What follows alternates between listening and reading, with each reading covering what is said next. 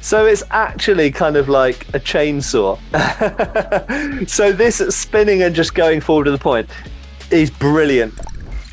Hi there, I'm Matt Easton of Schola Gladiatoria, which is a historical fencing club and also a YouTube channel as well. And I teach people how to use weapons from across history and across continents, including things like knives and daggers, swords, axes, maces, spears, and so on and so forth. And I've been doing this for 25 years, teaching students and also working with film, TV, and museums. And today I'm going to be looking at even more weapons from Elden Ring.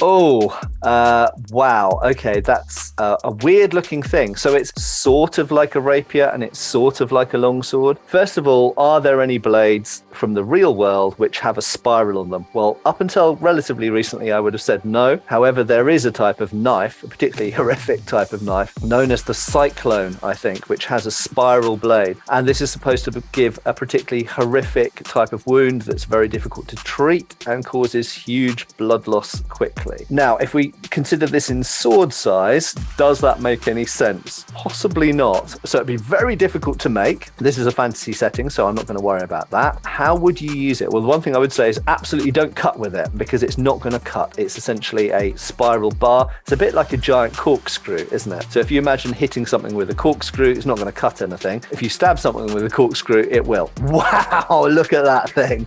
It's awesome.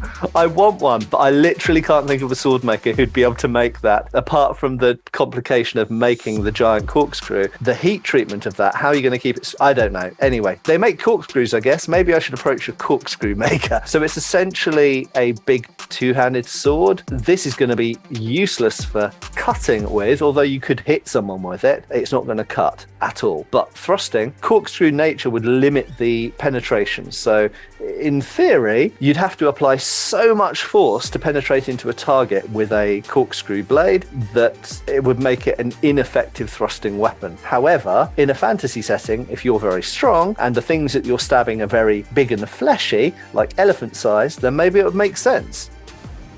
Yay! And he thrust with it. I was really hoping that he wasn't going to do a big old cut with that corkscrew blade, because with this type of blade, it's just not going to cut. Thrusting is the way to use it. Good. Stab! I really like these massive great stabs. He's actually using it a bit like a spear or a bayonet, and this is the right way to use this weapon, according to me anyway. It's not a cutting weapon, it's completely a thrusting weapon, but generally speaking, these are stabbing implements, and they are absolutely specialized for that. So I'm actually kind of loving this sword because it's got essentially it's an S-stock in function with some characteristics of a rapier to the hilt design, which makes it look a bit prettier than an S-stock normally does. Usually an S-stock just usually has a simple crossguard.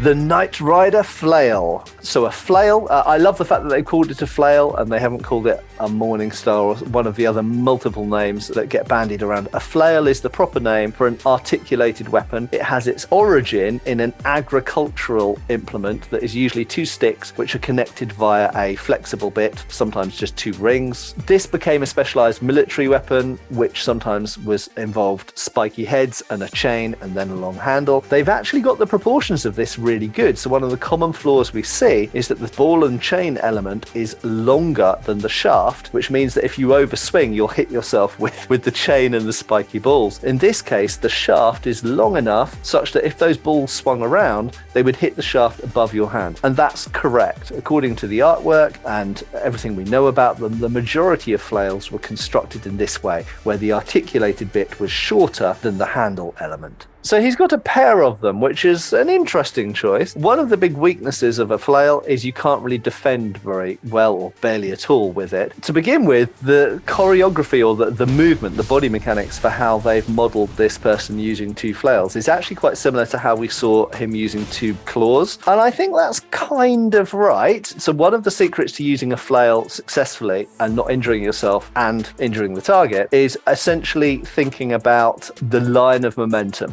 Okay, you can't suddenly change direction with a flail because it's got a flexible element at the end of it. So if you start to move in this direction and suddenly move over here, it will jerk the end around and it will just completely rob you of all momentum. So instead, you have to follow through with the motion and then come somewhere else that's continuing the full extension of the ball on the chain. So it's all about trying to keep that striking element fully extended on the chain so that your momentum is all carried up in that striking head. And this type of movement, this flowing circular motion, does kind of represent that pretty damned well. One thing that I think is really interesting is when he comes up against these two guys, he holds one shaft, it looks like he's holding it with two hands, and just twirls the end around. When I first saw that, I thought that is genius, really, really cool. It looks awesome. And initially, I was impressed by it, but then I stopped and thought about it. And the problem with it is that instead of when you swing the whole weapon, you've got the momentum of the lever or the handle, then you've got the chain, then you've got the ball at the end. So you've essentially got something that is this far away from your hand. Now, by spinning this, you're only using the chain and the ball element.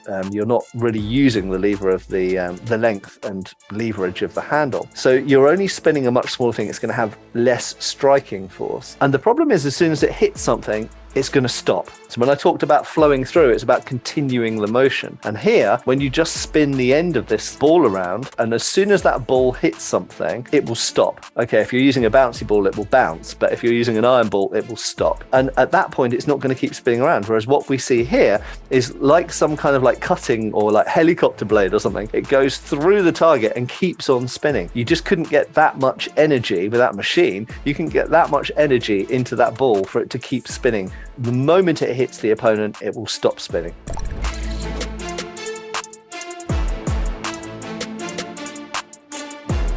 Whoa, that is massive. This is more of a typical example of how axes are represented in fantasy in general, like way, way too big. I mean, that's, I don't know, like 6 times bigger, maybe more than that, maybe 8 times bigger than an actual poleaxe.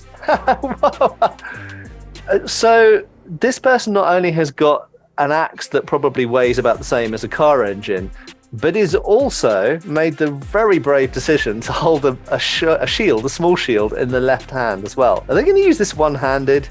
Oh man, they are. Oh, no. Yeah, I don't even know where to begin with that. How could anybody use an axe of this size, number one, but then take an axe of this size and decide to use it one-handed? It's just not going to happen unless you're stronger than any living creature on Earth currently. And I mean, yeah, you absolutely would kill a horse with one blow with an axe of that size. There's no question there. I mean, even so, there are various weapons throughout history which have been famous for being horse killers. And of course, why would you want to kill horses? Because the enemy ride them. Okay, so it's cavalry, anti-cavalry weapons. Famously, there are accounts of the housecarls' two-handed axes being used to fell the Norman knights by chopping the horse in half. So, you know, in fairness, it is a colossal axe, and if you could swing it, yeah, it would be an absolute fight ender for just about any creature you hit with it.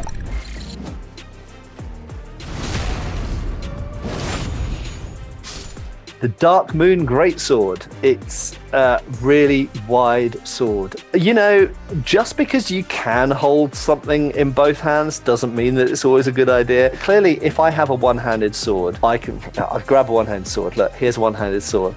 If I grab a one-handed sword and I happen to find another one, yeah, why not hold 2 of these in both hands? Because it's a one-handed sword. But the problem with greatswords is they are so big and cumbersome, they're not one-handed swords, so why hold them in one hand? If you're doing a thrust with it, great, but using a great sword in each hand is in the real world a terrible idea. It's like, oh, why not wield a halberd in each hand, a pike in each hand? The problem is some weapons you can use in 1 or 2 hands, some weapons obviously you can use in 1 hand, and some weapons can only be, most of the time, only be sensibly used in 2 hands. Using greatsword in each hand, it doesn't really work, but clearly this character's strong enough to do it, so what the hell. So in terms of the actual movements, I quite like it. So it tends to be, from what I've seen so far, quite one directional. So it tends to be a blow with one arm and then a blow with the other arm following the exact same path and usually to about the same target. This is actually something we see in treatises done with sticks and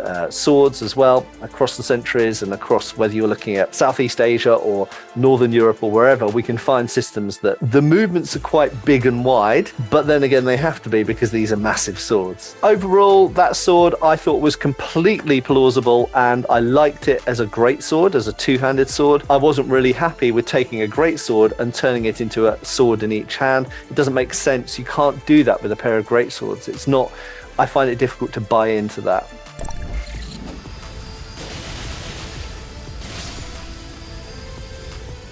Oh my gosh, Ghiza's wheel. So it's like a Catherine wheel then. Great iron wheel lined with flesh-flaying blades. Device of torture. Usually weapons of torture are not great weapons of war. So it's actually kind of like a chainsaw. Given what it is, it's kind of like a chainsaw or a strimmer. Using it as a thrusting weapon kind of makes sense, I guess. If this was a real thing, that kind of makes sense. Just using it like a giant axe or a mace and then sometimes thrusting with the spinning end. Yeah, I guess that's how it would be used if it was a real thing.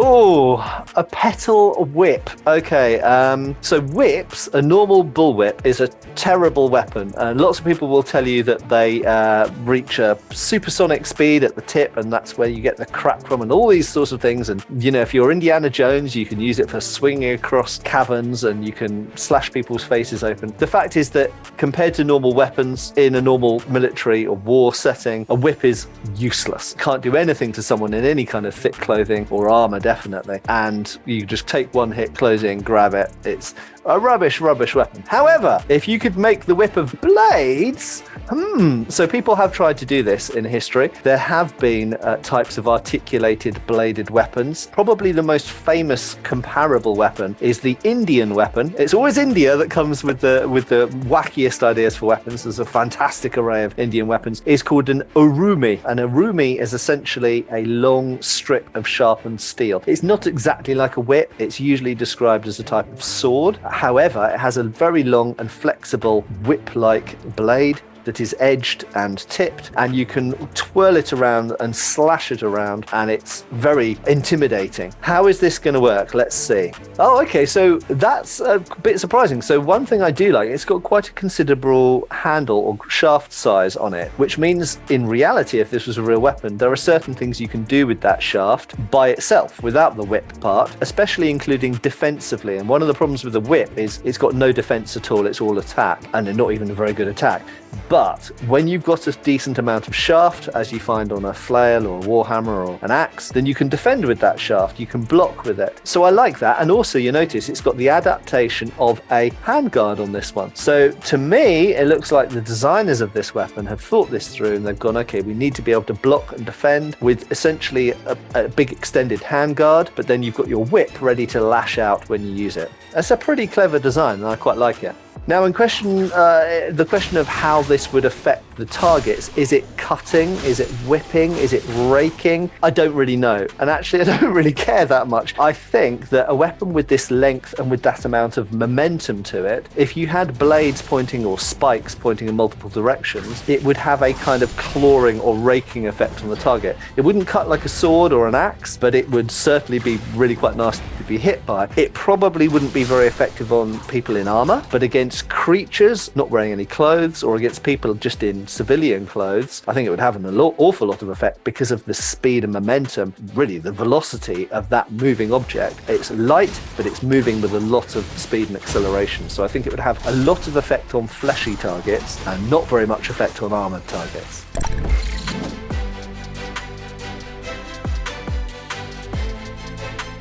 I love that extending, elastic, stretchy spring whip. I want one of those. I want one of those, mate. I want to see what it does. But the way it was represented on screen, to my mind, totally looked believable if you could make such a thing, for how it would move. And I love the fact that it didn't pass through the floor like God of War or something might do, but it actually stopped on the floor and retracted back. I love the fact that it was an elliptical path, so it wasn't a circular path. It stretched out to hit the target and then retracted back into the handle again at the end. Beautifully done. So I think that's my favorite fantasy weapon that I have seen in I can't remember how long, because it's a genuinely fresh, genuinely fantasy weapon that doesn't exist in the real world. It's only loosely based on historical things, but it was represented in a believable, plausible way that appeared to follow the laws of physics.